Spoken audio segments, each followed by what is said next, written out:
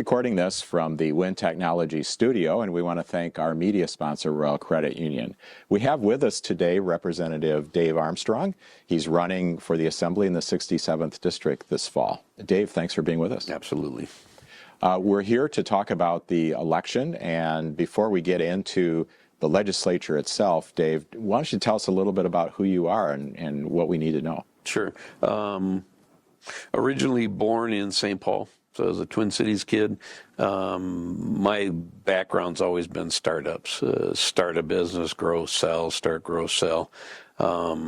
Eventually, I ended up buying a couple of businesses, and then a venture firm came in '94 and purchased me, and I went to work for the venture firm.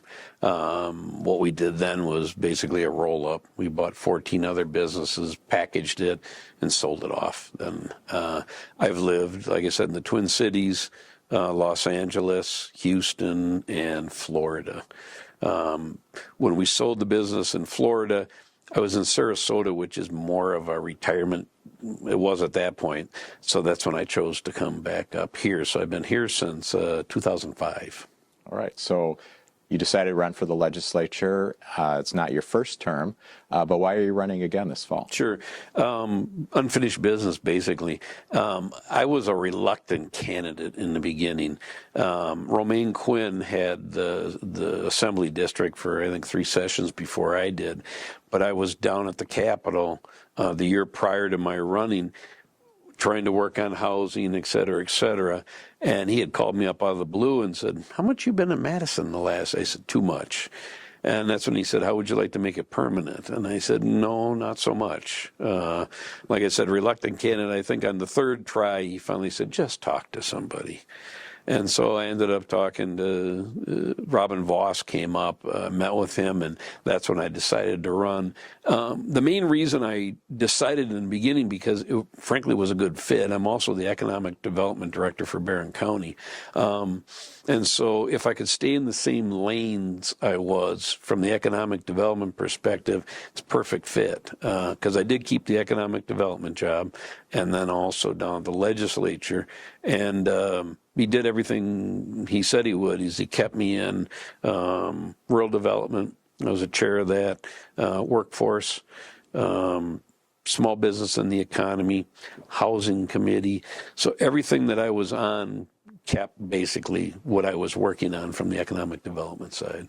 So looking ahead to 2025, the new legislative session, if you are reelected and go back to Madison, what are the top issues you're going to be working on then?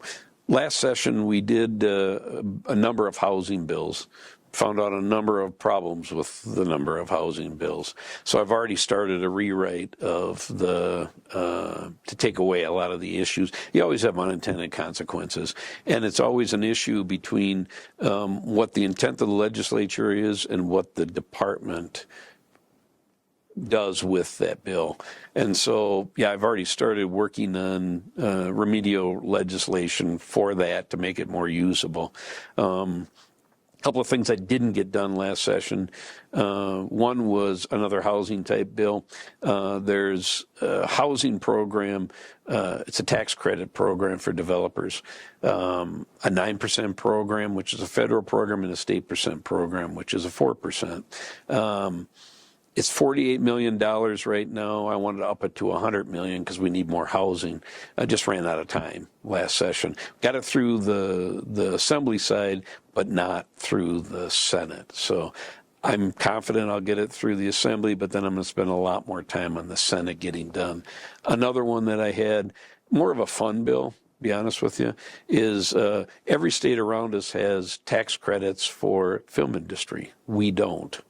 When you look at what Illinois makes, even with the tax credits, they're netting $600 million a year in new taxes based on film credits. So I worked with Senator Bradley. We put together a film tax credit bill, introduced it way late in the session, more just firing a warning shot saying, guys, we're coming back with this next year. So that'll be one that I bring on again this year. The one thing that's been interesting we just got done with primary cycle. So I've done about 2,000 doors just with the primary. And when you do the doors, it's not so much hi, I'm Dave. You shut up and listen to people. And what's came through loud and clear, property taxes are killing everybody. So we've got to do something with property taxes.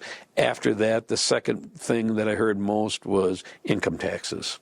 So that's going to be key to what goes on, I think, next year in the legislature, at least for me. So kind of going back to that then, what is the role of state government in ensuring a strong economy for our area? It's one of not getting out of the way to a certain degree, but it's more creating the field where everybody can play. Okay, and what's our field compared to the Minnesota field, compared to the Illinois, compared to Michigan or Iowa? And that's what we've got to all look at. So from taxation standpoint, property tax, education standpoint, got to have good education. Healthcare, which you're aware of here, has been a mess over the last 2 years. I've got my own problems in my district, Northern. All of the providers decided to quit having babies. So how do you try to get people to come into your area if they can't have birth there? So working through that with the health systems, we're even looking at a kind of a unique public-private birthing center type situation. So from the government perspective, it's making sure that the field is competitive with everybody else around you, and then quit with the regulations, get the hell out of the way.